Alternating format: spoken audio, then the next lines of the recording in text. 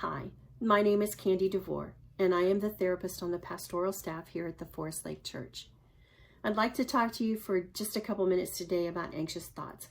And bear with me, I know we've done a video on this before, but I want to talk a little bit about how our mind works and how we can deal with that when we find ourselves in fearful moments, in anxious thoughts. Our thinking is like two circles that intersect. And one of the circles is our reasonable thinking. Now, this reasonable thinking is what allows us to take an analytical, factual look at the situation in front of us. It allows us to come up with a plan and to institute that plan to deal with whatever the problem may be. The second circle is our emotional thinking. This circle gets us in trouble sometimes, because we can have a knee-jerk response to whatever emotion we're feeling, and it may not lead us to the best conclusion. It may not bring about the best results. But where those two circles intersect is the wise mind.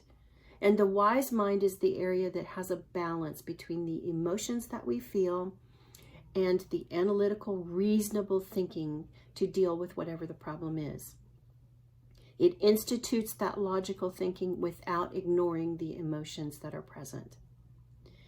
Anxious thoughts keep us in that emotional mind. It keeps us there, and those thoughts keep going over and over and over again until we come up with a way to break that thought pattern. So here are some questions that can help you break that thought pattern. The first question seems counterintuitive, but it is, what is the worst thing that could happen?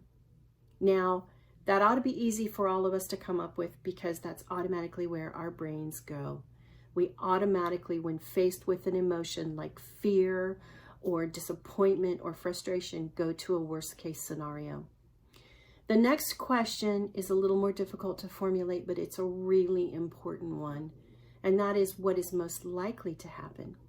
Let me give you an example that has nothing to do with COVID-19. You've been asked to do a presentation either at work or church or to do a seminar. Whatever it is, it's going to put you up in front of people sharing knowledge that you have. Automatically, for me, and perhaps for you too, it's easy to come up with the worst case scenario. I'm going to flub up. They're going to find out I don't know what I'm talking about. I'm going to be the laughing stock. People will be talking about this for time to come, and I will be embarrassed. That's the worst case scenario. But what's most likely to happen? Most likely, you're going to put the time into it to be prepared so that you can do your presentation, present the knowledge that you need to present. Best case scenario, you do a stellar job and you are the hero of the day. Worst case scenario, it'll be forgotten. Any flub up will be something that in a week is gone. So after asking yourself those questions, what is the worst case scenario? What is most likely to happen? Then we ask, if what is most likely to happen takes place, will I be okay in a week? Will I be okay in a month? Will I be okay in a year? Odds are at least two of those questions will be answered with a yes. Once we've gone through this process, what we are doing is pulling ourselves out of that emotional mind and into that wise mind. Now, you may be saying to yourself, this is great in theory, but I don't think that I can do this. I don't think that I can think this through, and I don't see how it can help. So let me share a promise with you. It's a promise I've claimed a lot in my life. It's James 1:5. You're probably very familiar with it. I'm going to share with you the paraphrase from the Message. If you want to look this up in your own Bibles so that you have an accurate translation, please do. It's very, very clear. This is what the Message says. If you don't know what you're doing, pray to the Father. He loves to help. He loves to help. You'll get his help and won't be condescended to when you ask for it. Ask boldly, believingly, without a second thought. People who worry their prayers are like wind-whipped waves. I love that. People who worry their prayers. When we are in that emotional mind, the tendency to worry and be anxious, to ruminate, to be stuck there is so easy to fall into.